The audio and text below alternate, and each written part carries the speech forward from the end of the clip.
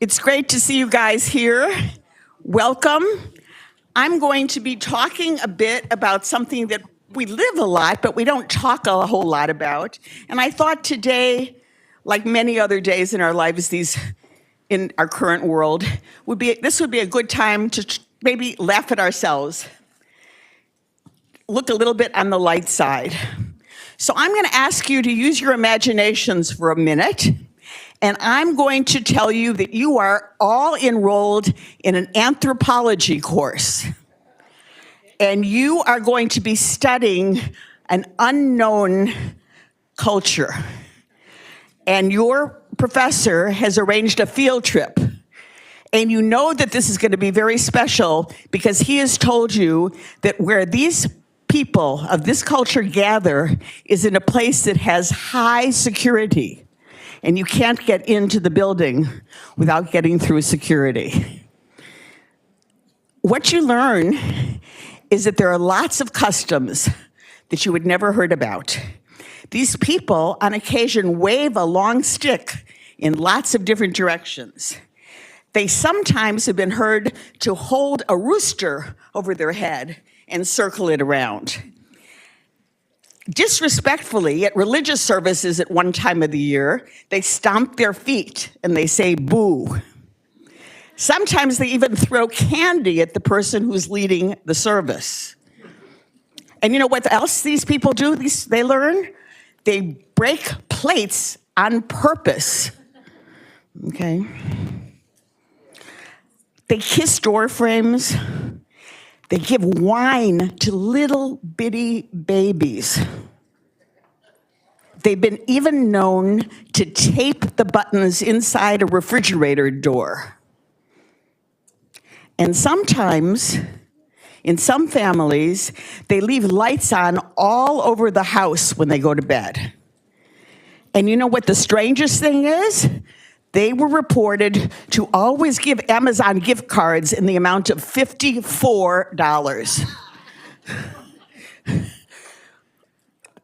Now, when I tell you these things, these are strange Jewish practices. But for those of us who are Jewish, at least for many of us, they're not all that strange because instantly we recognize them. So we presume that there's some traditional Jewish experience for us to get it. But to be fair, for others, and there may be some amongst us, some or all of these are just plain weird. Me, normal. Other people, weird. I'm going to give an example, and you'll decide where you are on that scale. It is, you are on a plane, it is Passover, and someone brings you a meal, a kosher meal that you've ordered, and you say, I can't eat that. And the attendant says, it's kosher. And you say, it was kosher last week, and it'll be kosher next week, but this week it's not kosher. Does anybody need an explanation of that who's brave enough to admit they need it explained? Basically kosher for Passover stuff. I don't want to presume anything. So some of this stuff is loosely part of our religious practice. All religions have practices that look weird to outsiders, but strange things that Jews do tend generally not to be part of a religious practice, but really part of a custom or tradition that's passed down from their region or their family.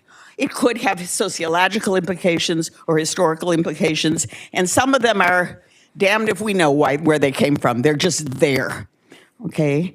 What I need you to understand that what we're going to be talking about, what we have been talking about, are not laws. They're minhagim, okay? They're not halachot, they're minhagim, they're customs, okay? So I'm going to give you, there's no scoring, you don't have to admit, but I'm going to give you each a self-exam for you to take in your heads right now and see how familiar you are with some of these weird customs. Let's see how you do. So 5 questions. The first one is, what does the term kaparot refer to that you wave over your head? a towel, your arms, a talit, or a chicken? A chicken, okay. When is this ritual performed? The eve of Yom Kippur. And it doesn't always have to be a chicken. Frequently now, for people who do it, it's money wrapped in a handkerchief. But in either case, what happens is that this poor chicken or this money will go to charity, go to someone in need. Okay. Does anyone here know what maimuna means? Maimuna, okay. Does anyone want to educate us? Sephardic end to Pesach, exactly. And it's more than just an end to Pesach. We don't just say, Pesach's over. Okay, what we say is, let's party big time with very elaborate food, a very elaborate meal. It originated, we think, in Morocco, but now it happens on many places, and I understand occasionally in these super ritzy-ditzy Passover programs around the world, they often finish with a maimuna ceremony. There's one of the things that people like to ask is, where did that word come from? Again, we don't know. One guess is it has something to do with manna from heaven. I wasn't there. I don't know. Another one is it was named after, remember Rambam's name is Ben Maimon. So supposedly this was named after Rambam's dad. I don't know. It could be. Again, I wasn't there. But the practice has become much more common now, and many non-Moroccans, many non-Sephardim have experienced it on one occasion or another. But basically, it's a big feast party celebrating the end of Passover. Okay, henna ceremony. Where did that start? Sephardim, Ashkenazim, Mizrahim, or Hasidim? Well, I'm going to lump and say Sephardim and Mizrahim. Mizrach meaning the people for Jews from the Middle East. There's a big overlap in terms of historical reasons for overlap. But when we're talking about a henna ceremony, has anybody observed one directly? I was feeling that I was going to be the only one in the room that hadn't. Nobody has? Okay, so I've seen pictures, but the pictures I've seen have been like fake, I would say temporary red tattoos on brides' arms. That isn't how it's explained in the text. It's saying that it's a, let me use the right term for it. I'm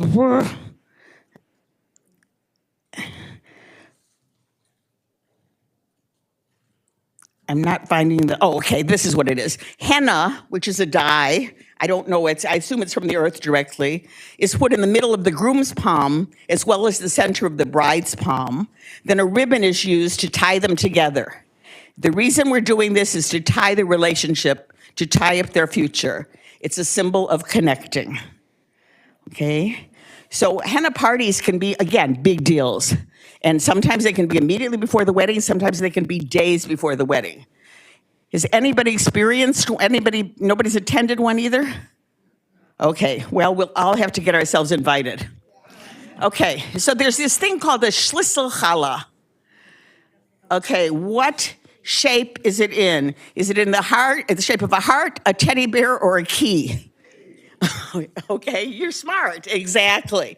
Is anybody familiar with the, well, I know it as a Mexican tradition, on Dia de los Reyes, making a cake with a little baby Jesus in it. Okay, this is not that, but I'm saying things come from sharing and such. Unofficial, but I suspect that there might be some relationship with this, because a Schlissel Challah, it can be called in English, it's a German word, it can be called a key challah, okay? And it's because the German word, I'm told, for key is Schlüssel or something like that, and I'm not a good German speaker. But the reason was essentially to bake a key inside the challah. It's considered good luck for the person who finds that key. It also could be good luck for the dentist of the person who finds that key, okay? But it's interesting that it dates back quite a while in terms of the hundreds of years, but because of what? because of TikTok, it's become a big thing, and people who are not there traditional, have no idea where it comes from, will, there's a thing about how to bake a shtisel challah. To be fair, there's a second way of doing it, which is to bake the challah in the shape of a key. Has anybody done either of those things? Okay, we have experience with that. Has anyone broken their tooth on a key that they've eaten? You wouldn't admit to it if you if you did, right? Okay. So it signifies essentially the key to, you can add, the key to what's the financial security, the key to a home, the key to good fortune. It opens things. It's the key to open. Associated with a particular parsha. No? Not in my sources. It's Rosh Hashanah. No? When is it? Oh, the Shabbat after Pesach. Okay, sorry. Thank you for keeping me honest. Okay, so, and then another one is the idea of going to a famous or not so famous rabbi's grave to pray. Okay, and there's mixed feelings about this, if it's a good thing or a bad thing. But what is the belief of the people who are going there? Why are they going there? Does anyone have an idea? Yes.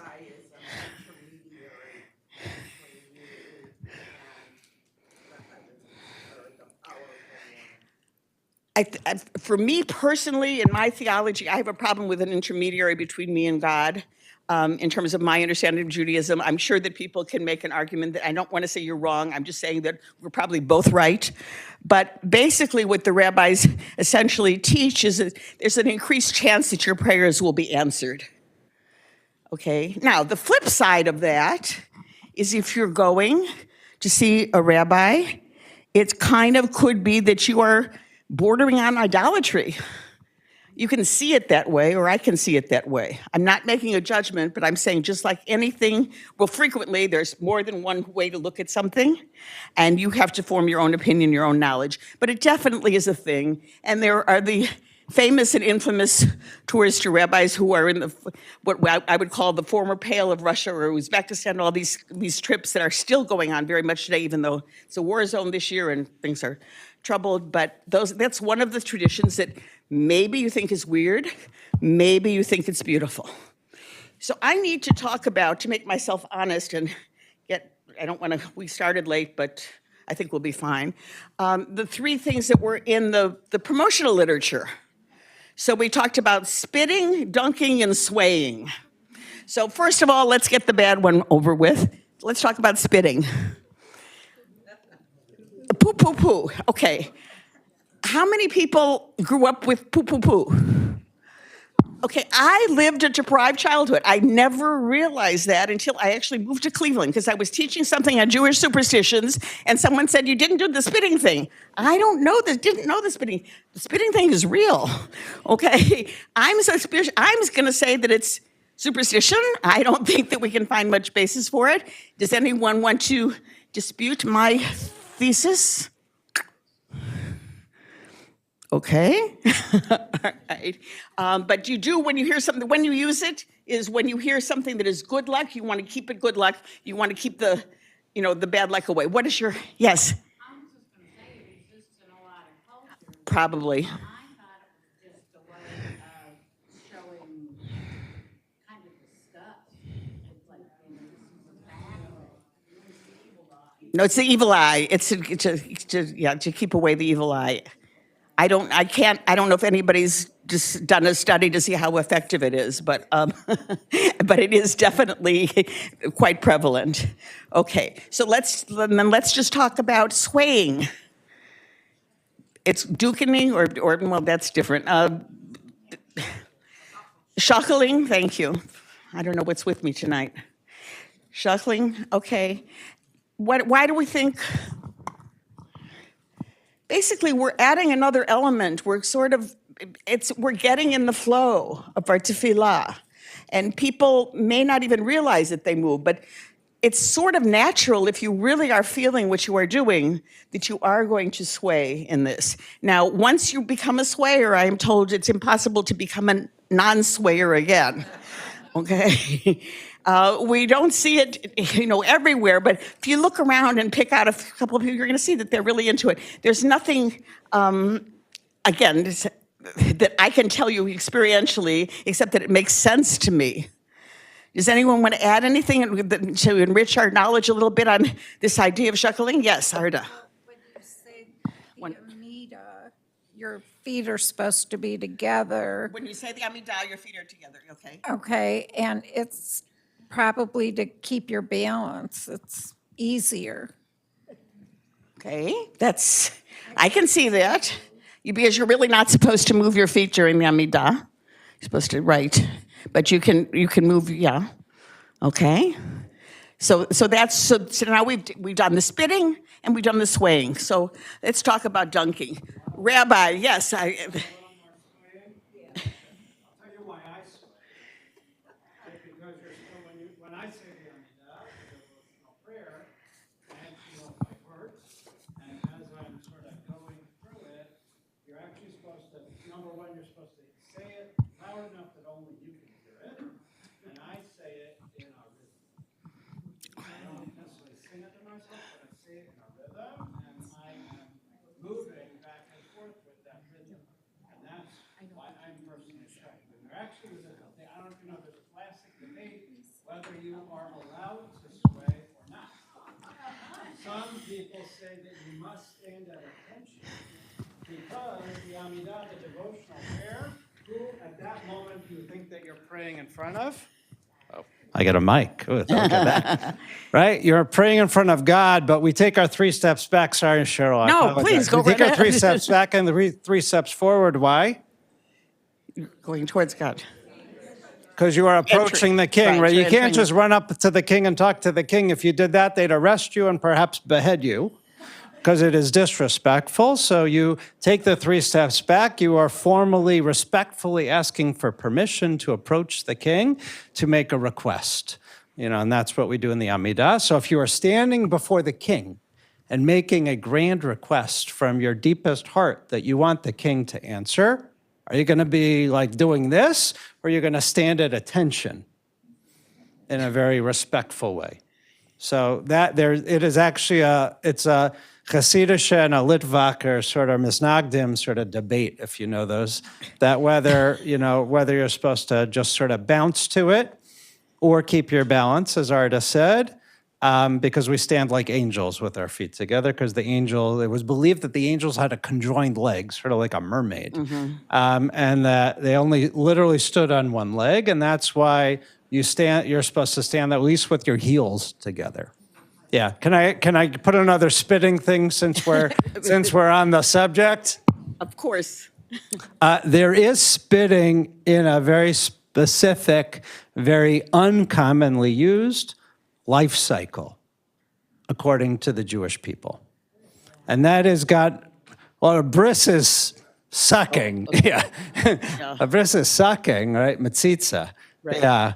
Right, where traditionally, once upon a time, before advanced medical technology and hygiene, right, in order to draw blood, I wasn't going to tell you, right, in order to draw blood, right, from the baby, from the genital organ, right, the moil would put a glass tube to the genital organ and suck blood up it.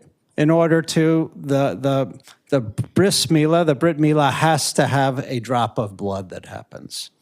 Nowadays, most moils, because babies were getting herpes or other things, now use an advanced technique where there is no mouth to whatever involved. But there is a little known tradition called levirate marriage, or yibum in Hebrew, I forgot. which is The shoe. the shoe, right? But you spit in the shoe, if you know that. You spit in the shoe, right? In the case of yibum, levirate marriage is if a woman is married to a man and they don't have children yet, and the husband unfortunately passes away and she becomes a widow, she actually is, or his brother, if he has a brother, his brother is actually obligated to marry her and to have a child, and that child carries on his brother's name. It's as if his deceased brother just had a child and fulfills that obligation. So there is an elaborate ritual description. There's an entire book of the Talmud about this, about levirate marriage, and there's a ritual if the brother-in-law doesn't want to marry the sister, which is right. She hands him a sandal, and he spits in it. Right? So that's a little bit, instead of the poo, poo, poo, whatever, this is somebody said, like, get away from me. It was a little bit of that. But if you're interested, you can, take a look. Back to Cheryl. Thank you. Sorry. Thank you. Well, sorry for I the want to thank commercial. Rabbi Hale for telling us another important Jewish custom, which is when he said there's differences of opinion on different things. The whole concept of a machloket, we were talking specifically, I think at that point, about swaying or staying still during tefillah. The whole concept of having differences of opinion is definitely a Jewish tradition. The word machloket, and we want to do it, differences of opinion, b'shem shamayim, for good reasons, for the better good, are totally good, fine Jewish custom or tradition, whatever you want to call it. But I'm going to go with, and just leave it at that in terms of what I would be comfortable with saying in terms of the shuckling would be essentially to increase your concentration and maybe your emotional intensity. And when you get used to it, it's kind of hard to stop doing that. So now we have to talk, the limited time that we have. Oh, wait a minute, we didn't dunk it. What do you dunk besides people? We know mikvah. We're not going to do mikvah right now. Dunking dishes. Do we only dunk dirty dishes? Okay. Do we dunk dirty dishes in the dish? No, I'm getting crazy. Okay. Okay. We don't.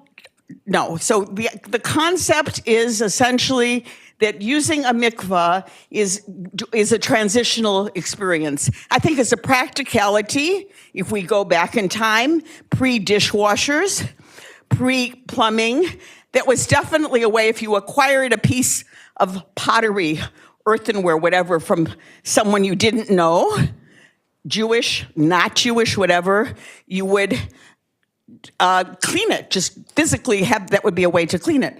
But on a more spiritual level, in terms of encompassing the whole idea of mikvah, the idea is linked with the word purity, tahara, and what we're talking about is maybe it wouldn't pass the super pure test in the chem lab, but we're talking about an emotional transitional purity and acknowledgement that we're going to be using this vessel.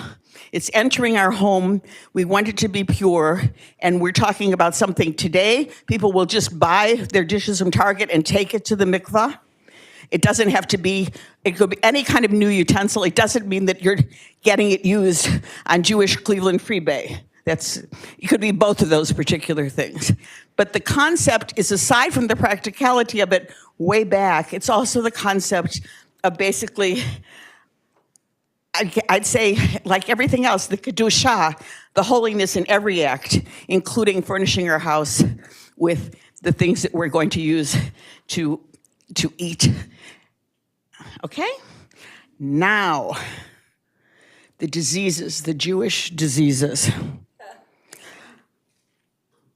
No, I'm not talking about the ones that you hear about. Maybe you've heard about some of these, but one of them is avoid eating meat, and not because you're a vegetarian. It's called fleischophobia. Okay, what's that about? Not afraid of meat. It's for those of us who have a distance between the time that we eat meat and that we can have our ice cream. There may be times that we know we have an opportunity. This is totally theoretical in my life. There may be times that we know that we're going to Mitchell's at 3:00. So we know that we have to be done with something meat-wise before noon, and that's not going to work. So we're going to choose a tuna sandwich instead. because depending on how long you wait, whether it be 1 hour, 3 hours, 6 hours, Flacophobia for some people is really a thing, thinking backwards and planning ahead. So avoid eating meat, we'll call that Flacophobia. What about hour counting obsession? Counting hour, the obsession of counting hours.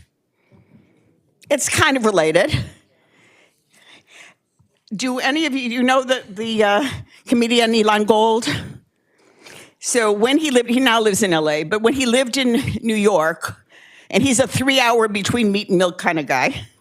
When he lived in New York, he claims, I have my doubts, that when he was doing his meat eating, and then he wanted to plan when he could go have his ice cream or start eating dairy again, he had trouble remembering 3 hours. So he would tell his parents, like he stopped at 1 o'clock p.m. Eastern time, and he would tell his parents to call him at 1 o'clock p.m. because they lived in Los Angeles.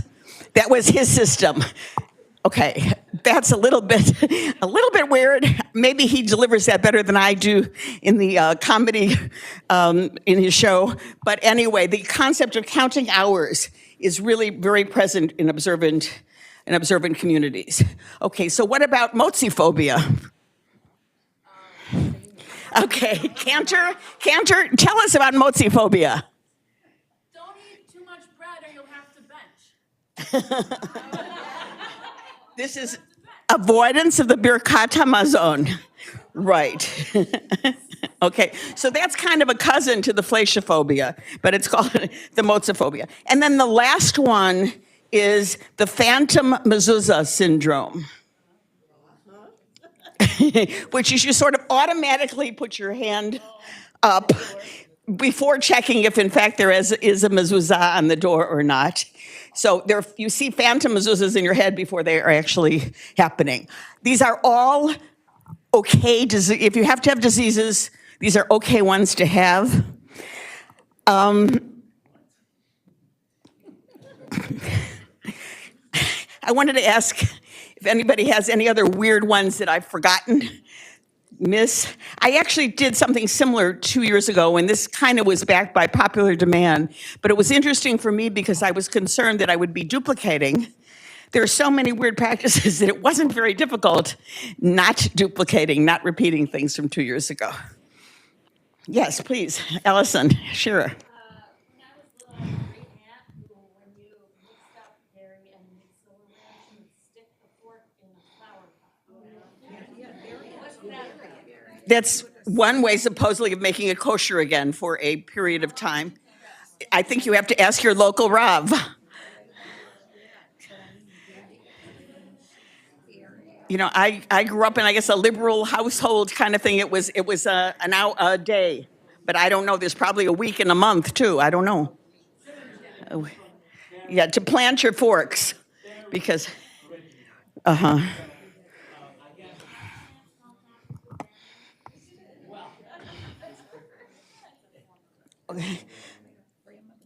Okay, I forgot one other one. And I observed this all this time, and I think there's at least one other person in this room who observed this. If you live in an elevator building and it's Shabbat, you will see people punching the button with their nose, their toes, or most commonly, their elbow. And it's called the shinui, which is basically a workaround or a loophole. And this past year, a couple months ago, I actually took a course through Drisha about legal loopholes. And it's a real one. It's a little bit complicated how they justify it. You have to change the purpose also, not only the objective, the end goal and the method, but there's a way to do this. But again, for some of us, it's very weird to say someone who's got two good hands to go like this to the elevator button. But, pardon? Oh, unless you're a germaphobe. Okay, so that is an excellent point. See, things that once upon a time were weird, what make perfect sense right now. You're so right. You're so right. But the concept of shinui is to do it not in a normal way. Don't do it like you always would do it. You're breaking Shabbat less when you work some things around, or you're not breaking Shabbat at all, depending on who you ask, if you don't do it the normal way. So elbow punching of elevator buttons is again a weird Jewish practice, and that's all I've got, folks. Anybody have anything else? Yeah. Kabbalah? What red ribbon? You're talking about a red string? I don't know a thing about it. Tell us. Put it on a crib or the baby's wrist, and it keeps evil eye. When you fly, you wear red. I'm going to say that comes from some other country and it's been adopted. I'll check it out.